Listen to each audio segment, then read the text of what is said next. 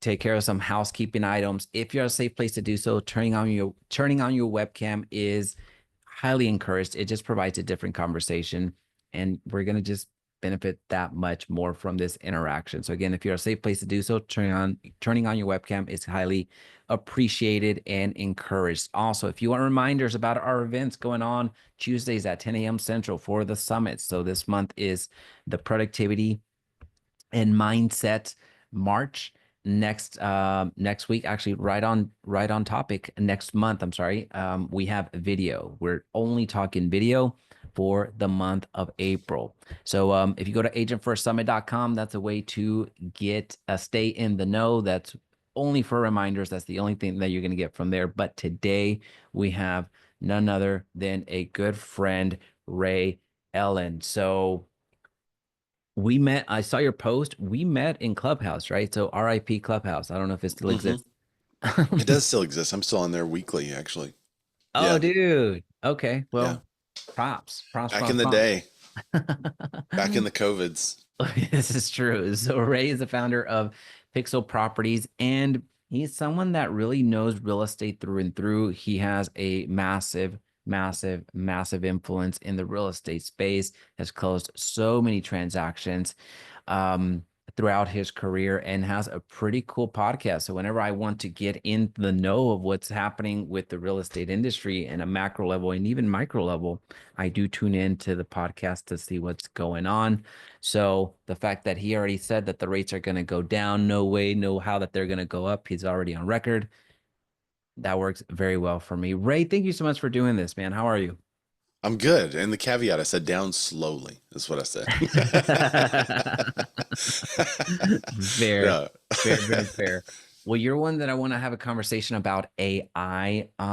So let's back up for a quick second. If you have a presentation, we'll take it. If not, let's have a conversation. But more than anything, I want to get your perspective on AI because I think you have a just wisdom in real estate altogether. But what is your, let's call it your thesis of AI plus the real estate industry? You can take that wherever you want. Well, I'll kind of tell you a short story. Whenever it first came out, I started messing with it because I'm a gadget guy and I love the new tech stuff. So as soon as AI was a thing, I started messing with it. And this was probably 5 or 6 years ago, and it was terrible. And I thought, okay, if this is where people are headed, our job as real estate agents are secure. There's no way anything is going to take our place because this stuff is terrible.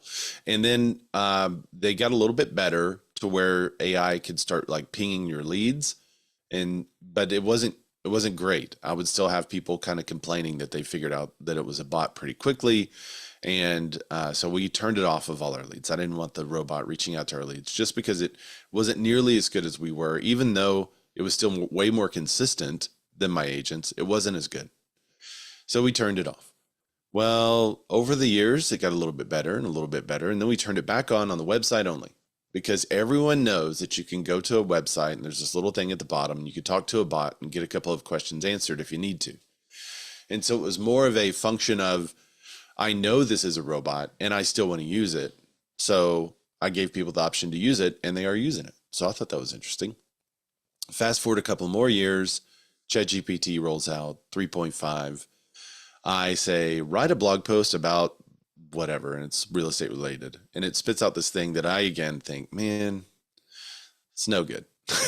Like I can voice to text better than this thing wrote this blog post. And as long as that's possible, there's no way it's going to replace anything. Then 4.0 comes out and I upload an inspection and I say, based on this inspection, if you're a real estate agent, how would you advise your client what to ask for? And it broke down the inspection on what would be the easy stuff, the stuff that may be more significant, and then the stuff that's, urgent and important. I sent the same inspection to a friend of mine that was a real estate agent. And I said, hey, just analyze this. I'm doing a test. Analyze this, take a look at it, tell me what you would ask for. And I sent it to a third real estate agent. I was one, then my friend, then a third. The answers that they all provided, if you combined all three of us, it would equal what the AI responded with. So I thought, oh, okay. So the AI now just replaced 3 real estate professionals. But it was a very narrow replacement, but it was still a replacement. So now I see, if it continues to get better, then it could be something where someone can do it yourself, go through the entire process yourself. And then I begin asking the question, well, then what is the differentiation? If, as a real estate agent, this stuff can be done without us through AI, then where is the value of real estate? And what I found for me was that it was in using it as a tool and telling people how you use it. And because I'm using it as a tool, it's not a replacement for me. It's something that accentuates what I already am, which is a really great real estate professional.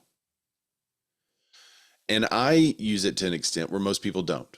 You know, you're going to have 10% of the people that always for sale by owner. That's been the number forever. It's kind of staying the number no matter what happens, it appears. I think it's going to be the same with AI, because I have a ton of friends that know a lot about AI, that use it, but they don't use it to the level I do, and they would not even trust it to walk them through the process of buying a home. And so I've continued to do some experiments, asking my friends who are real estate agents, hey, tell me what advice you would give a first-time home buyer if they were wanting to go buy a house today, just real brief bullet points or voice to text. And they would send me back the feedback. I'd ask ChatGPT the same thing, and the feedback would be very similar. So I think a lot of the informational stuff is done for real estate agents. It's no longer going to be useful for, this is how you buy a home.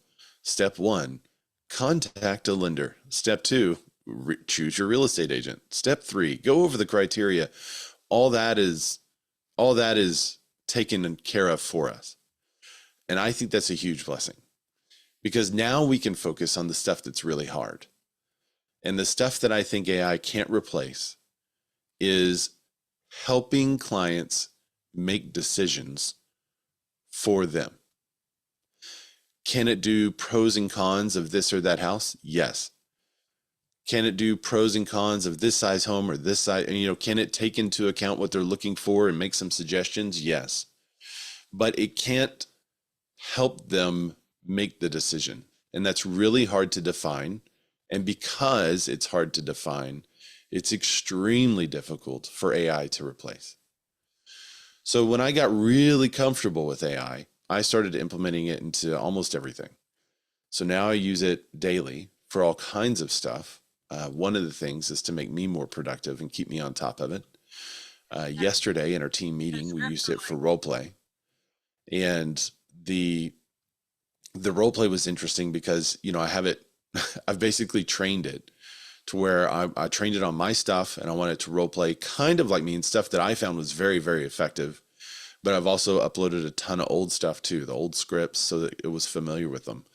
And when you tell the AI that if an agent is using an old script, don't make it easy, because you've heard this 1,000 times from other people that have called you because you're an expired listing, it's pretty sobering for an agent that just relies on that old script for someone to say, oh, I've heard this before. You're like, whoa, what are you doing, AI? So we use it to sharpen and hone our skills as far as lead generation. We use it for productivity. I use it personally for productivity, just in family. We use it for planning. The 12-week year was a book that we read in my book club, and I programmed a custom ChatGPT around the 12-week year. So now I can use it for planning my 12-week year processes. We're in $100 million leads right now, or $100 million offers right now in my book club. And I'm creating a ChatGPT that's custom for that, to help people walk through creating an offer for their business. So, I mean, everything that ChatGPT was supposed to be used for, replacing people's jobs, I'm not seeing it that way. I'm seeing it more of something that accentuates and makes me far faster and far more productive than I ever have been. All right, guys, way to show up. I think we're done. No, that was so good. That was so good. No, that is perfect. That is the way that you think about things is you provide so much context rather than just one to two talking points that you've obviously thought this through and are really implementing it in your business at a high level. So I'm curious to see what are some ways that you're leveraging, as an example, maybe lead generation wise, and then we can start getting into some conversion strategies. Lead generation, meaning how I'm converting leads with AI, or Either attracting and or converting. okay. So this is going to be a little bit non-traditional. If you look up generating leads with AI, you will find all kinds of tutorials asking you to connect GPT or connect some type of AI program. Some are paid for, some are not, with your current CRM, and then let the GPT do all the talking. And I don't do that. That is one way you could do it. I'm just not comfortable with that yet. I still think people can kind of tell it's a robot. And if you don't sandbox it appropriately, have y'all all gotten the random AI call and you can tell it's AI? Mm-hmm. Okay. I don't want my clients to get that. But if you do get that, ask it to tell you something else. Like say, hey, do you mind reading the Constitution of the United States to me? And then just let it go. If they have it sandboxed it appropriately, it'll do it for you. I had one tell me the recipe for a cake. So, I mean, there's all kinds of stuff you can do if an AI calls you. That's not how we're using it because it's too risky. And if I'm reaching out to a client, I don't want their first impression of me to be, I didn't care enough to actually call them. So we don't use it that way. How we use it in our conversion is more through the marketing side. So I will use it to write a blog post for me. I will use it to, the other day, I'm creating a postcard for a neighborhood and I couldn't decide what to put on the back of it. Everything that I thought of to put on the back of it just didn't sound right. And I had writer's block on. I'm like, it's stupid. I need like 2 sentences on the back of this. Why can't I think of the most effective 2 sentences? And I was like, why am I trying to think of this? So I went to ChatGPT, into my little marketing conversation, and I said, hey, I need 2 of the most effective sentences on a postcard that on the front side just has a QR code, says, what's your home value? What do I put on the backside? And then it told me what to put on the backside. And I used those 2 sentences and I'm done. So for prospecting, we're using it much more for the marketing side of prospecting than we are for the actual reaching out to clients. And I find that's pretty effective for us. If we have a post for an open house, we use ChatGPT to craft the text of the post for whatever media that is. So I have a conversation. I need to make it a specific GPT, but right now it's a conversation where I can give it the info, like the MLS sheet of the property, and say, hey, craft a post for this. And it'll give me one for Instagram, one that's optimized for Facebook, one that's optimized for, an ad that we're running. And it does that automatically. So then we just either choose what we want or we can use all of them throughout everything. We won an award. This was fun. So we won an award. Can I display something? Of course. Okay. Let me see There if we I go. can. All right. We got 2025 Real Estate Agents to Love. And this is one of those local magazine things where you win the award and then you have the privilege of paying for the ad. So that's what we did. And that's what we do. I love doing this. And some people are like, oh, you're paying for that. Yeah, I'm paying for that. And I'm getting in front of a ton of people. And I get so many calls from dentist office to everywhere. That's where these magazines go to die. They go to the dentist office and they sit out there on the table. And then I get calls from people that are flipping through the magazine. They're like, hey, I saw your ad. I'm like, what dentist office were you at? And they're like, that's funny. We were at this one. But the text on this is what I want to show you guys. So this is our ad. Most people do like a classic team photo. In this publication, every time we try to do something creative. So this time we went all digital. And I had some phrasing that I really liked from last year, but I wanted to integrate the media stuff this year. And man, again, I labored over it far too long. I spent about 10 minutes thinking like, how am I going to take this text that I really like that's basically thanking our clients for this award? And how am I going to take this text and then integrate all this other stuff with it? And when I was writing the text originally, it said like, thank you for, thank you basically for making it easy for us to sell your house, and thank you for our vendors and stuff. Well, this is how it integrated it. I thought it was brilliant. Thank you to our clients and friends who nominated us at Home Arkansas's real estate agents to love. We love you too. From the late night calls, planning our next video shoot, to the sellers rearranging the weekend so we can gather drone and 360 footage, to the parents keeping the house spotless while the kids and dogs run wild, to the clients waiting to come home from work so we can get another buyer to see the house, to all the group texts, electronic signature fails, and the lenders and the title companies, inspectors, appraisers, blah, blah, blah. Everything else is kind of normal. But the integration with those tech items that you then see in the photo of us just kind of goofing off was ChatGPT. And it was my little marketing conversation that I have going with them. So it's familiar with who we are. It's familiar with the media we do. It's familiar with what we're doing here. And I basically uploaded the photo, and then it helped me edit the text. So this is a lot of how we're using AI and ChatGPT. It's become an assistant for me more than a done for me. So it sounds like it's got you, let's call it 80 or 90% of the way there, and you fine tune the final mile. Yeah. Is that how you're finding that you're leveraging AI for the most part? So as you're mentioning the tool, but is that Yeah, is I that a mean, fair assessment? now, so we're starting a new website. I'm revamping my website. So I haven't put anything on it since the end of the year, but I'm backlogging several posts that we're going to be having coming out probably in about a month. It'll launch a brand new website, and all these posts will come out. Well, every day I've been running this test to see if I could upload posts that I've written in the past, videos that I've done in the past. And I had 300 topics that AI helped me come up with. And there were 150 questions for buyers. No, it was 100 questions for buyers, 100 questions for sellers, and 100 questions or topics for investors / luxury buyers.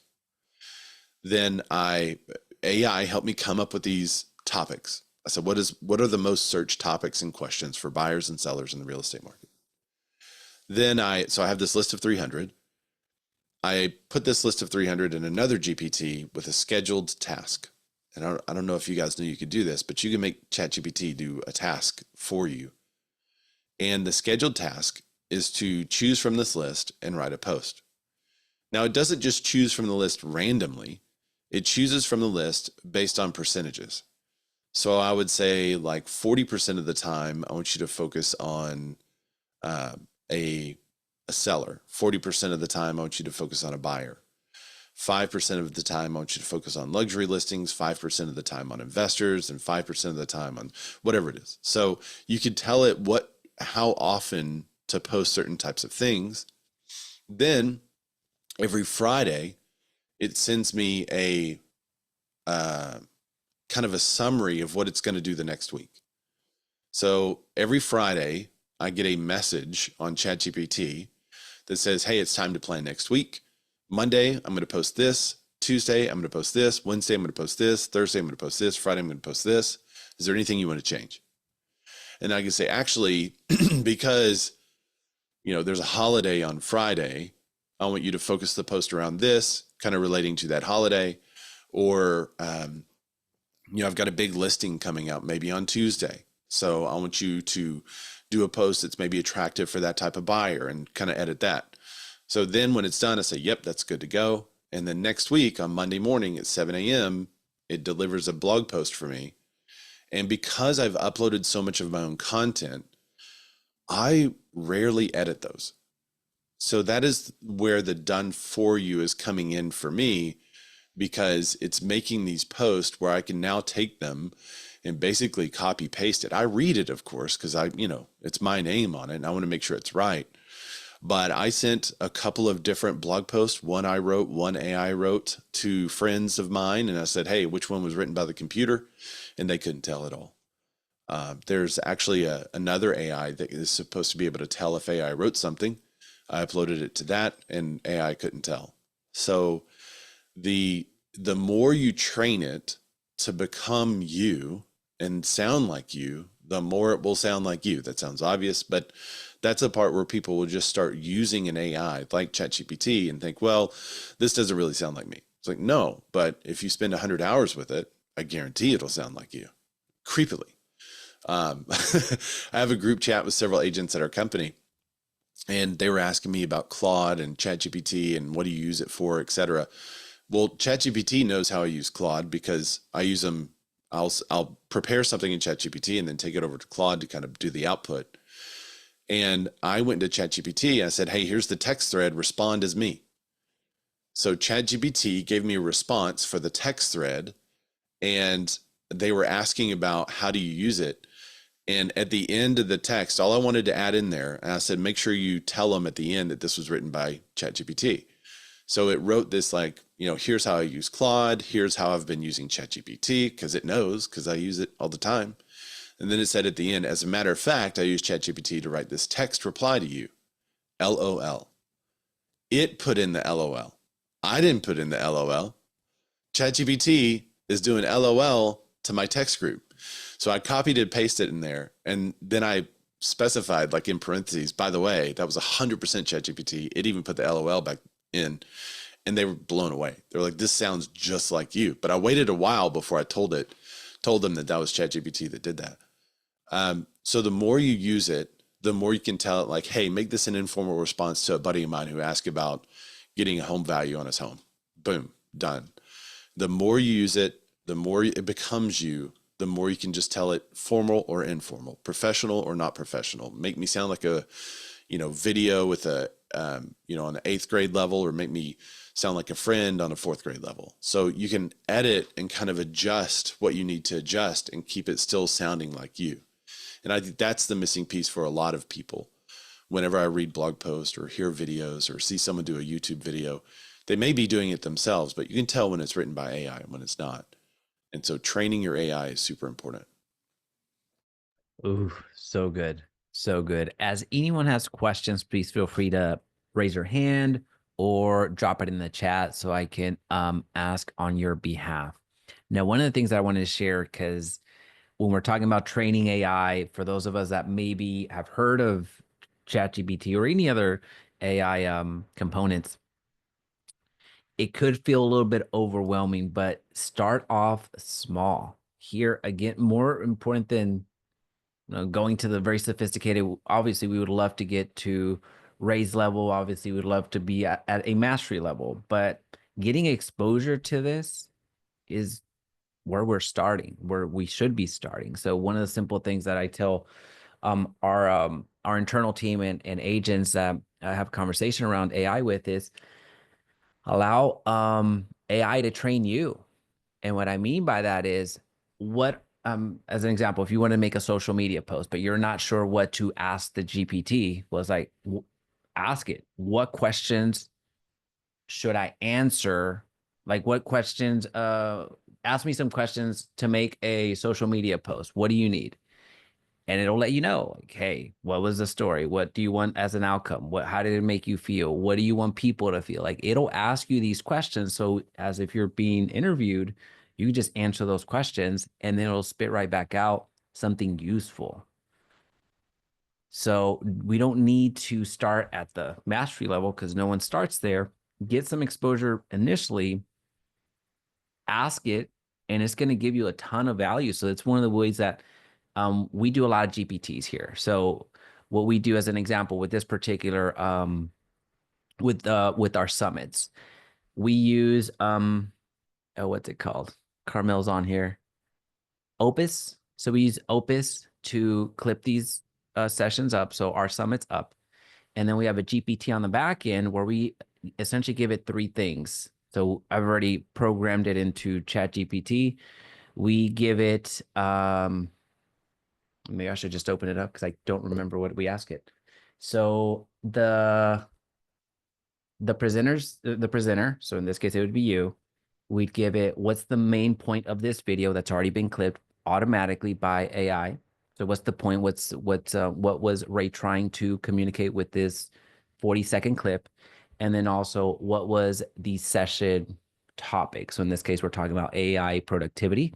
And then so Carmel's answering. So a key topic, presenter, and the takeaway, and then it spits back out the post.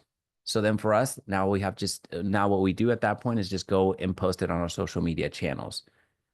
So something that used to take us a lot of time, cost us a lot of money, now it's being done in a fraction of the time. That's pretty cool. That's pretty cool. What plugins are good to add to your Chat GPT, if you recommend having any, Ray? I don't really use any. When I first started exploring GPT, I started trying to do a bunch of plugins, and I really just kind of gave it up because ChatGPT was evolving so quickly that it was better than the plugins anyway. And a lot of the plugins are just trying to like add a layer on top so it can read your data. So just be careful with who you give that stuff to. A lot of the plugins, like a ChatGPT Chrome plugin, is not a Chrome plugin. They want to see your shopping habits and then sell your data to third party. So just be very careful. Like Honey, for instance, I should put this out there. Honey is an AI empowered thing that gives you discounts on stuff. But what you don't know is if you've ever been to a YouTuber, a favorite YouTuber of yours, and they suggest a product and you click on that product and go to Amazon, and then Honey pops up and says, hey, you can get this cheaper with this code, and you click that code to input that.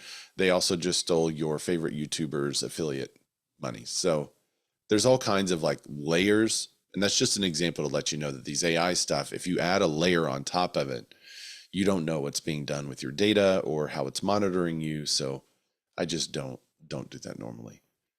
Um, I'm using GPTs a lot more, custom GPTs, because I'm finding the it immediately knows what I want instead of having to give any kind of prompt. It's all there. So I am finding a lot of usefulness in the custom GPTs. I am finding, I guess, you know, those gurus that say, hey, press, put prompt in the comments and I'll send you my book of, the 4,000 best prompts for real estate agents to use for $4. And so you do that and then you buy this book of 4,000. You know who wrote those 4,000 prompts, right? It's AI. Yeah. They didn't write 4,000 prompts.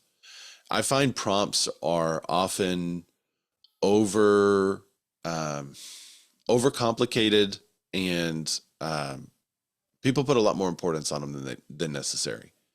The best prompt that you can use, and you may want to write it down. I'm going to say it. I'll say it twice if I need to. The absolute best prompt you can use is, I want to blank. I don't know where to start. That's the best prompt. I want to create a marketing piece in a magazine and I don't know where to start.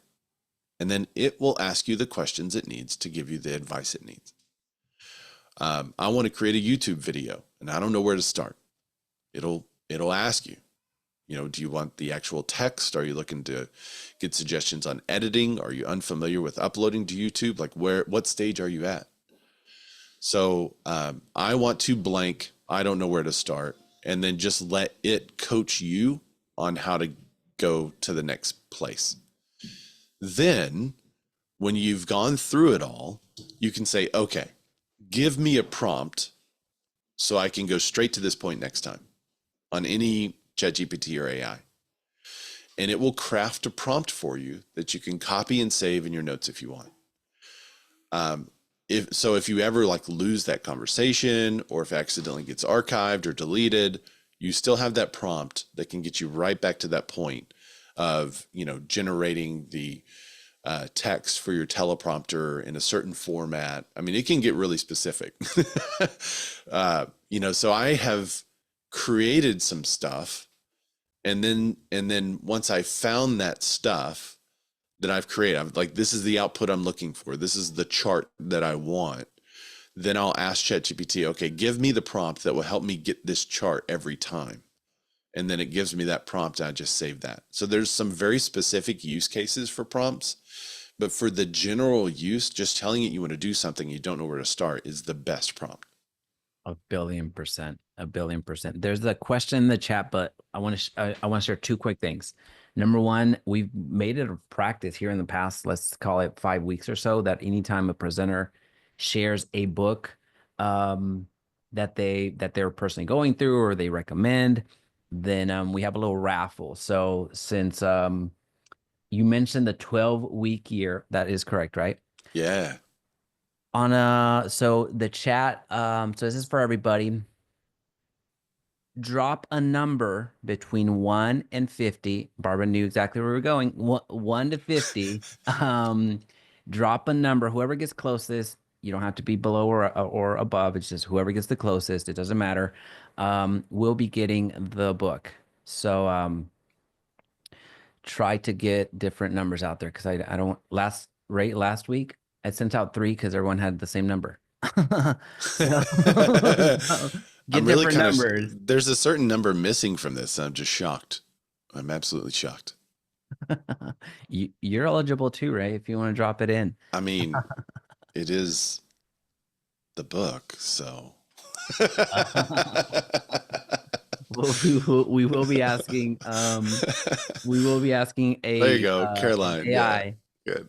Now before you so there's a question here that I don't want to get lost here, but I do want to share something because we're talking about GPTs and I recognize that we're not all in the same place. So I want to briefly show you, and feel free to take a screen grab of this, show you what a GPT looks like. So a custom one. And the best one that I thought to use is exactly breaking the fourth wall here and show you exactly the GPT that we have on the back end.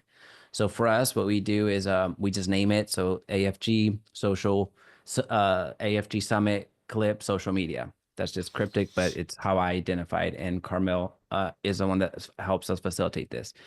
It creates social media posts for the AFG Summit. So basically, we're going to take a clip again. We're going to go to Opus AI, get the full video in there. It's going to clip it up into what it thinks is the key takeaways that are actionable. And it's not perfect. We do have to adjust it here or there. Carmel is really good at getting the key takeaways. And then we give it instructions. So share a little bit about what the event is, share a little bit about what we're looking to do, and then give it an example of what we want from it. And then conversation starters is basically this little caption here that gives us an idea, since we have so many GPTs already. It gives us an idea of what we need to put in here to prompt it. So goes back to the 3 things that we talked about. So what's the key takeaway in this video? Who's our guest presenter? In this case, it would be Ray. And then the topic. So the overall topic. So for today's session, it's productivity. And we would just type that in here to get out a social media clip. So as an example, just give me any random takeaway. Let's pretend, Ray. Prompts, the use of prompts are overstated. Okay. And they should just talk to ChatGPT normally.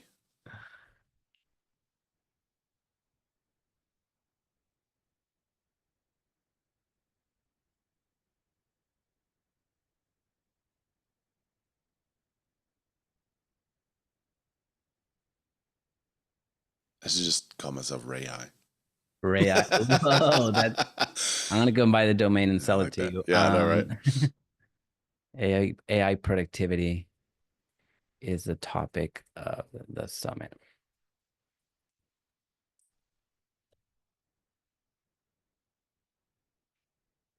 So remember, this is a caption that's going to go on our Instagram, on our Facebook, well, we don't do LinkedIn right now, but it could go on our ChatGPT. And this is all written by, obviously you're seeing it in real time. And then Carmel will go through here and make sure that it makes sense and it's not going out there and pulling something silly. Just take that and post it. Yeah, it's great. Something that used to take us so much time, at least me, because I mean, this is not my forte, but you can see how a little bit of time invested in learning how to do this, because this is something that did take a little bit of time to get, you have to tinker with it a little bit, but let's call it an hour to do. Think of how many hours on the back end that it's saving your team, yourself. It's just invaluable. Like, you can do so much more with so much less. So wanted to share that because, again, we were talking about custom GPTs, and I want to give a real life example of how we're actively using it. Yeah, I love that.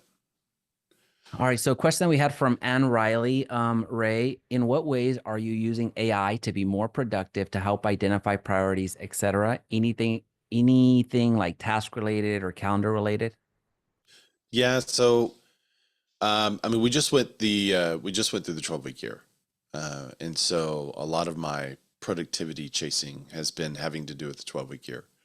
And I'll show you this ChatGPT live, and then I'll share you a link so that you guys can use it too. Um, so I have just a vision I made up as a test for this. So this is the 12-week year planner and coach. It's kind of fun. You could just say, I'm not sure where to begin. And then it will coach you on how to develop a 12-week year plan. And we're about to finish Q1 already and start Q2. So it's perfect time for a 12-week year. And it says, clarify your vision first. It's going to go all the way through here. Sometimes it'll say step 1, step 2, step 3, step 4. Let's start with step 1. So this is clarify your vision. I have one that I use just as a sample to copy and paste. I'll say, okay, here is my vision. All right, so there's my vision. It says in 3 to 5 years, fully functional team, operating as a founder, face of the team, a CEO and COO, recruiter, trainer, several assistants, want a robust office location, blah, blah, blah. So that's my vision. It's a copy paste sample that I use for this. It says, this is a powerful vision. Oh, thank you very much. You're aiming for business expansion, leadership, elevation, personal health, strong family relationships, well-rounded, ambitious future. Let's translate your vision into a 12-week year plan by focusing on what you can execute in 12 weeks and moving forward in this vision. It says, step 2, identify your 12-week year goals. Oh, and this is something else I've noticed. You see where it says retry. If you have bad internet connection, it'll do this a lot. So it's actually better for you to use the app than it is for you to use the web-based. If you use web-based, it's going to mess up there a lot. So let me let's see, do I have it all? I do have it all on my other, hang on. I'm going to retry. We'll retry one more time on this. If not, I can just share the app version. There's an app on your computer that's great. That's what I'm talking about. I'm not talking about the app on your phone. All right, so this is what it's doing for me. Now it's doing step 2. To make real progress in 12 weeks, we need 3 key goals that align with your long-term vision. So the business growth goal, hire 1 to 2 key members, improve systems, increase revenue by X or close X deals, health and fitness, drop X pounds. So it's giving me the options to fill in these, right? And then it says, your turn. Do any of these 12 goals resonate with you? Would you like to tweak or adjust anything before locking them in? So based on the vision that I gave it, it's giving me a suggestion. And this is a 3 to 5 year vision. This is not like a 12-week vision. This is 3 to 5 years. And so it's saying, okay, if you want to do this in 3 to 5 years, here's what we suggest you do in the next 12 weeks. And then it's asking me, do any of these resonate? Would I like to tweak or adjust anything? So then I have the option of tweaking or adjusting and then going again. And then it'll go through the 3rd step, which is creating tactics. So I'll say, I have to fill this in. Increase rev by, let's go 25%. And I'm just going to put, let's see, in the quarter, let's go 50 deals. All right. And then what are the other X's? Drop X pounds. Let's go 30 pounds. And that seems a lot for 12 weeks. Wait, let's be more reasonable. 20 pounds. Schedule time to commit X family vacations. We're going to go 1 family vacay in 12 weeks. All right, I think I've gotten all the X here. All right, so I'm going to submit that as my answers to the X's.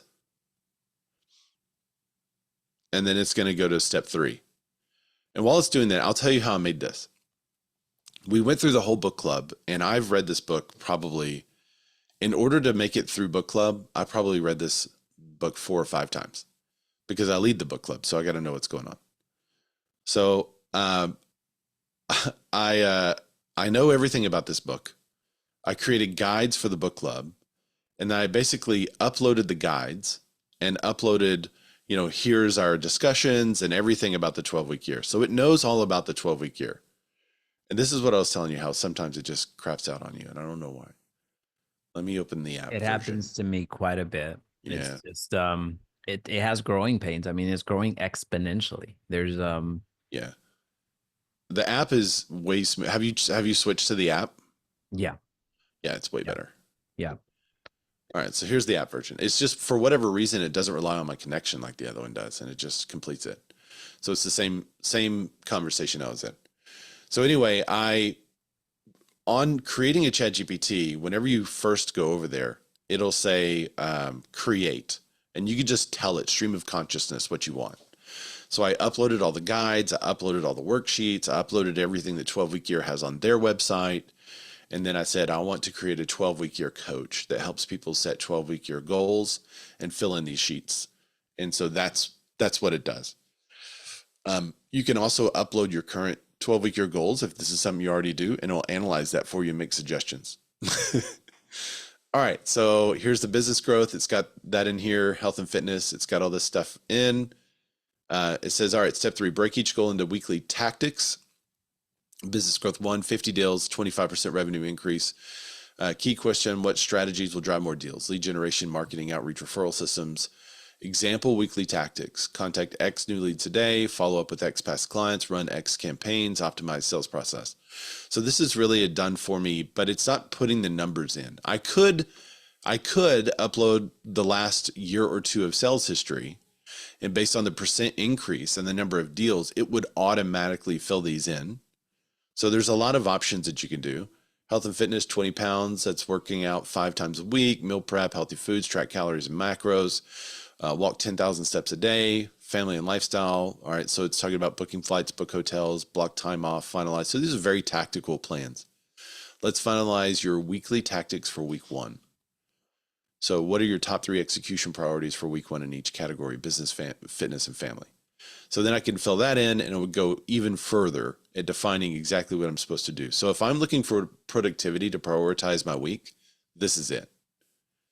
And you can do this with any productivity that you like. If you like David Allen's Getting Things Done, you could go that route. If you're a bullet journaler, you could go that route. Whatever productivity thing you like, it can do it, but you have to set it up so it can help you do it. You can't just say, plan my week, and that's not going to happen. So if you're giving it the right information, then it will do a lot of this for you. Boom. Now, do you feel comfortable sharing that GPT with the crew? Sure. Yeah. Or if we want, whatever you're willing to do, you're our presenter. How can folks get a hold of you, build proximity to you? Is there a way that they can work with you? What does that look like if there's an opportunity? But before we go there, hey Siri, what's the number between 1 and 50? A random number between 1 and 50 is 28. 28. Oh, so So as close, you're so going close. through there, I'm going to go and see who is the winner of our raffle. And I'll let you get into that because I do want to be super respectful of your time. So how can people get a hold of you, connect with you? How can you work together? My Instagram is probably best. It's Ray Zorback, RayZorback, because yes, I'm an Arkansas Razorback fan. I just dropped the ChatGPT for the 12-week year in there. I'll drop, this one is still a work in progress. Do you have time? Do you have like 5 minutes to do something? Yes. Okay. I've never tested this live, but let's test it live and see what happens. I have a roleplay ChatGPT, and I think I have everything connected correctly. I just want to see if this works, if you don't mind. All is well. All is well. And it happened again. So we have Bridget Hill, 27, and we have Vanessa James, 27. Nice. Well, I have your address, Ms. Hill, so I'll get that to you. Vanessa, if you can DM me here privately, that would be great. I just need your address, and then we'll go through Ray's illustration because we do have a hard out at 11. Okay. And I want to be respectful of everyone's time. Most importantly, Ray's. So somebody asked earlier if paid version or free version's better. Paid version is better. And this is one of the reasons why. I don't think you can talk to it on the free version, or maybe you're limited. Let's see if this works.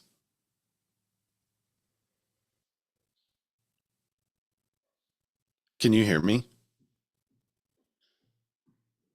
No. Doesn't. Hang on. Hi there. How's it going? Awesome. Are you ready? Great. Absolutely. I'm ready.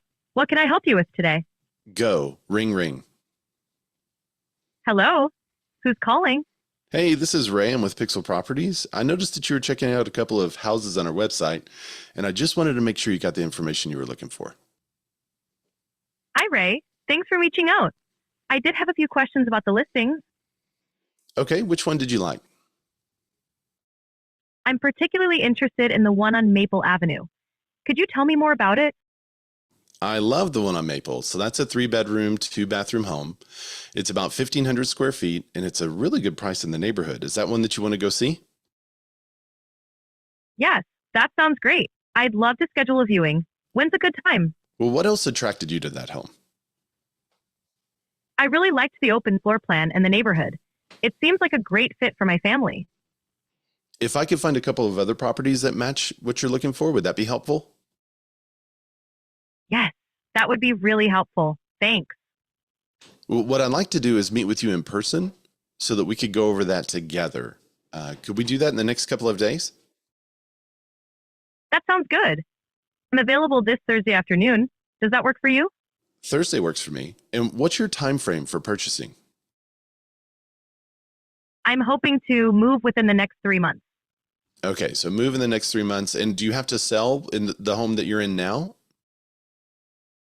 No, I'm currently renting, so there's no property to sell. Okay, cool. Then why don't we meet at a coffee shop on Thursday? That sounds great. Where would you like to meet? To Starbucks. Starbucks works for me. How about 3 p.m. on Thursday? 3 p.m. is perfect. Great. I'll see you at 3 p.m. on Thursday. All right. Thank you.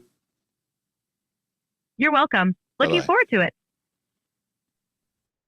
End role play. Ray, what wizardry is this? What? All right. That's So insane. I created a role play bot in ChatGPT that I just shared with you guys, and you can. So that's cool, and I really like it. But one of the best things I can do is analyze this call for me. Okay, now let me share my screen again. I've got to refresh, and I want you guys to see how it analyzes the call, and then I'll let you go. And this is wild. Guys, be dropping some fire in the chat right now because no $1,000 course that you're seeing on Facebook ad right now selling you all types of crap is going to come in close to this. So please, It's true. please show some appreciation for Ray because he certainly didn't have to do this. No, this is a At secret. all. No one knows. No one knows. So look at these strengths and weaknesses. It's got a SWOT assessment for the call. Engagement, rapport building, kept the conversation flowing naturally, responded positively. Discovery questions. You asked about moving timeline, current situation, clear next steps, successfully set up an in-person meeting. Weakness, lack of financial qualification. You didn't ask whether the prospect had been pre-approved for a mortgage. Mismotivation and insight. The lead mentioned that the home was a great fit for her family, but you didn't dive deeper into why they were moving or the must-haves. No backup plan for a follow-up. While the person's meeting was confirmed, you didn't establish a follow-up strategy. Opportunities for improvement. Ask about financing early. Uncover true motivation. So this is really great. And then it gives me a rating system out of 10. Overall, 7 out of 10. Solid call, good engagement. And of course, I was hurried because I wanted to get this in for you for the call. Right. But when you have more time to expand it, it's really insane the different people that you can role play with because they're different every time.